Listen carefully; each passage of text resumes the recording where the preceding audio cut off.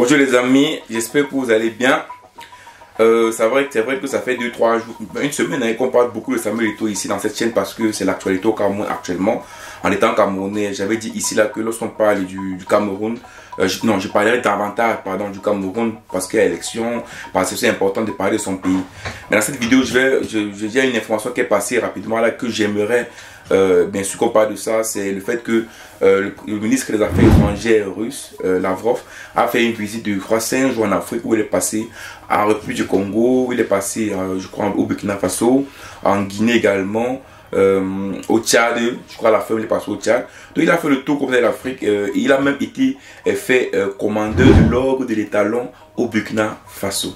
Donc clairement ici, la chose que les Africains doivent comprendre, c'est que quand tu es mal accueilli quelque part, ou bien quand on refuse de t'accueillir dans une maison, sache qu'il y a 10, 100, 20 d'autres maisons qui pourront t'accueillir. Ça veut dire quoi?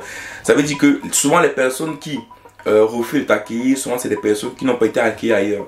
Donc comme ils n'ont pas été accueillis ailleurs, ils refusent de t'accueillir juste parce qu'ils veulent déverser leur frustration sur toi. Et donc aujourd'hui, la Russie a été accueillie par plusieurs pays africains, bien qu'ils ne soient pas accueillis par d'autres pays qui eux-mêmes ne sont pas accueillis ailleurs. Donc ici, Lavrov a fait le tour de 5 pays africains pour effectivement partager appuyer ou bien solidifier les partenariats entre l'Afrique et la Russie. Mais clairement ici, dans cette vidéo, je vais parler pourquoi est-ce que le Burkina Faso a décidé de faire Lavrov comme commandeur d'ordre de l'étalon. Tout simplement parce que la Russie a fourni presque tous les équipements nécessaires au Burkina Faso, au Niger, au Mali pour lutter contre le terrorisme.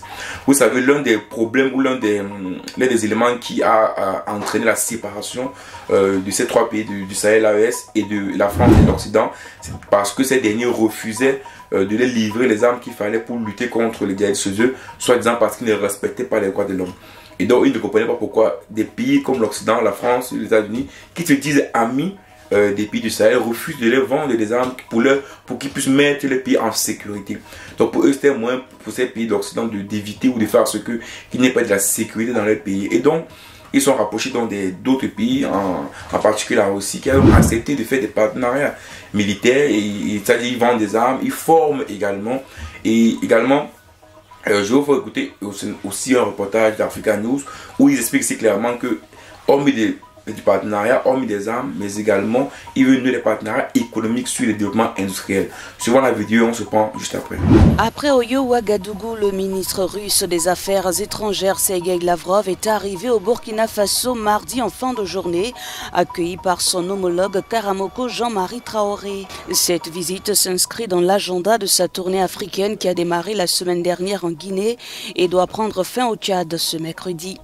Il s'agit de la 6e visite du diplomate russe sur le continent en l'espace de 2 ans. Moscou cherche ainsi à consolider un soutien important dans les pays africains en pleine guerre avec l'Ukraine pendant que plusieurs de ses anciens alliés occidentaux lui tournent le dos. L'offensive russe a permis depuis de renouer des accords en matière de défense avec les pays du Sahel, d'approvisionner plusieurs autres en blé et en armes. Mais également le pays négocie de nouveaux partenariats miniers pour son industrie. Voilà, vous venez d'écouter cette vidéo là qui montre effectivement que Lavrov au Burkina Faso, hormis des partenariats militaires, veut davantage développer des partenariats industriels et économiques.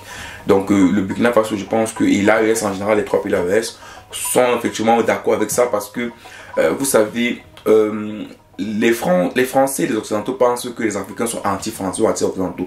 Non, moi je trouve que d'ailleurs c'est même insultant de penser que nous on est anti-Français. La France a été le premier partenaire de l'Afrique depuis plusieurs années. Mais jusqu'à l'Afrique actuellement se trouve à quel niveau? C'est comme si par exemple j'ai mon entreprise, je travaille avec un collaborateur ou je sais pas, une entreprise depuis 10 ans, 15 ans, 20 ans. Mais depuis que je suis avec cette entreprise là, je n'ai jamais évolué. Je suis toujours resté stable. Voilà, si j'ai gagné 10 000 euros, je suis tout resté à 10 000 euros.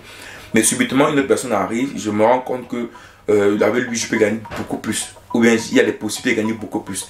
Qu'est-ce que je vais faire? Est-ce que je vais rester avec l'ancien partenaire parce que, soi-disant, on a fait 20 ans ensemble, mais que je n'ai absolument rien gagné? Ou est-ce que je vais aller voir un nouveau partenaire qui peut me donner davantage plus? Même si j'ai pas encore traité avec lui, mais on suppose que pour le départ est un bon départ. Je vois qu'il y aura peut-être un changement futur. Donc, c'est normal, c'est logique qu'on se déporte vers le nouveau partenaire qui peut nous apporter davantage. Donc aujourd'hui, le discours des Français occidentaux qui pensent que les Africains sont des cons quand ils parlent de propagande russe en Afrique. Non, les Africains ne sont pas des cons. La seule chose, c'est que les Africains veulent ici ailleurs. C'est pas différent de la France, par exemple, que de voter Hollande pour un second mandat pour faire voter Macron, ou que de voter, c'est pas Chirac pour un second mandat pour faire voter Sarkozy. Donc c'est pas la différence, c'est qu'on suppose que l'un n'a rien apporté, on essaie de mettre l'autre en espérant que lui pourra apporter quelque chose. Et que si ces personnes n'apportent pas quelque chose, on pourra encore changer la personne. C'est pareil avec les partenariats en Afrique. La France n'a rien apporté en Afrique, donc on peut faire changer de partenaire pour espérer avoir gagné avec d'autres partenaires. Et si ces partenaires on n'est pas gagné avec eux, bien sûr on va changer d'autres partenaires, chercher d'autres partenaires avec qui on sera davantage gagnant. Donc parler de la propagande en Afrique, c'est de prendre les Africains pour des cons. Moi je refuse d'accepter ce terme-là comme ça, parce que c'est comme si on dirait que les Africains ne sont pas intelligents et n'ont pas la capacité de savoir qui peut les aider ou pas.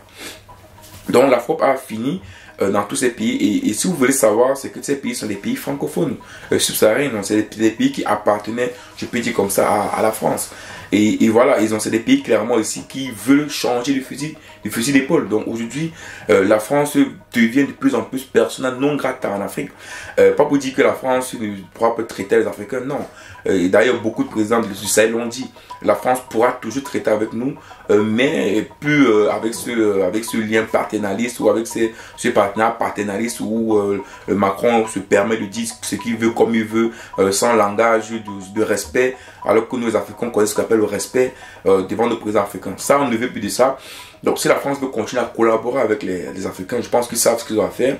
Mais malheureusement pour eux, ils ont trop l'ego, ils ont trop arrogance, ils ont trop la hauteur pour pouvoir se rabaisser et commencer à dealer d'égal à égal avec les Africains. Voilà, tous les Africains en général. Donc malheureusement pour eux, aujourd'hui la Russie est en train de s'imposer en Afrique, comme la Chine s'est imposée également, parce que la Chine également est venue en Afrique et s'est imposée. Donc la Russie également est en train de s'imposer, peut-être la Russie beaucoup plus sur le plan militaire, alors que les Chinois c'est beaucoup plus sur le plan économique. Donc on pourra se retrouver au moment donné où en Afrique les seuls partenaires africains seront les Russes et les Chinois. Je sais particulièrement que le fait que Lavrov a été nommé commandant de l'ordre de l'Étalon, ça ne sera pas bien vu à l'Élysée. Donc c'est clair que ce rapprochement encore fort entre le Burkina Faso et la Russie ne permettra pas au pays du Sahel, au Burkina Faso, d'avoir des liens encore forts avec la France. D'ailleurs, c'est vrai qu'il y a une vidéo que j'avais dit que je devais tourner ici, mais je n'ai pas tourné cette vidéo. Vous avez vu que Macron a accepté de rencontrer le putiste, je dis les termes, hein, le putiste gabonais, c'est-à-dire Brice Oligui Nguema, mais il refuse les autres. On se demandait pourquoi est-ce que là-bas il accueille, il accepte d'accueillir, mais l'autre côté non. Les amis, vous allez comprendre clairement ici là que la France a clairement deux poids deux mesures en Afrique. Je vous dis tantôt, ils sont là pour les intérêts. Est-ce qu'on peut leur reprocher ça? Non. Chaque pays est d'abord là pour les intérêts. C'est ce que moi personnellement je reproche aux Africains. Les Africains également doivent fonctionner en fonction de leurs intérêts et non en fonction des amitiés. Parce que vous avez vu, si la France accueille Oligui Nguema, ils refusent d'accueillir les trois premiers pays Sahel, c'est parce qu'ils perdent les intérêts là-bas. Mais au Gabon, peut-être ils ont encore les intérêts. Donc c'est un peu logique.